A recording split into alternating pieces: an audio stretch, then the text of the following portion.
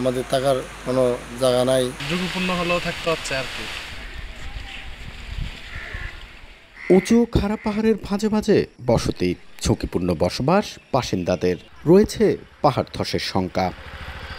বান্দরবানে পাহাড় ধসের ঝুঁকিতে বসবাস করছেন প্রায় লক্ষাধিক মানুষ। লামা, আলীকদম, নাইক্ষ্যংছড়ি, রুমা থানচি, রোয়াংছড়ি সদর সহ প্রতিটি উপজেলায় এসব মানুষের বসবাস। ভৌগোলিক কারণে পার্বত্য এলাকায় পর্যাপ্ত সমতল ভূমি না থাকায় দরিদ্র অসহায় মানুষ স্বল্প টাকায় জমি কিনে পাহাড়ের পাদদেশে বসতি স্থাপন করে। তবে শীত ও শুষ্ক মৌসুমে তেমন একটা ঝুঁকি না থাকলেও বর্ষাকালে দেখা দেয় পাহাড় ধস। প্রতি বছর বর্ষা মৌসুমে পাহাড় ধসে ঘটে প্রাণহানির ঘটনা। গত কয়েকদিনের টানা বর্ষণে দেখা দিয়েছে পাহাড় ধসের শঙ্কা। ঝুঁকিপূর্ণভাবে বসবাসকারীদের নিরাপদ আশ্রয়ে সরে যেতে শহরে মাইকিং করেছে প্রশাসন। এরপরও বসতভিটা ছাড়তে নারাজ অনেকেই। আতঙ্কিত, কিন্তু আমাদের থাকার কোনো জায়গা নাই, পরে তো আমরা এখানে থাকতেছি।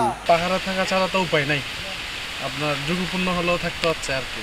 এখন যাবে কোথায় এতগুলো মানুষ? পানি ঢুকে তারপরে গড় ভেঙে মানে পাহাড় ভেঙে পড়বে, ওরকম আশঙ্কাতেই আছি।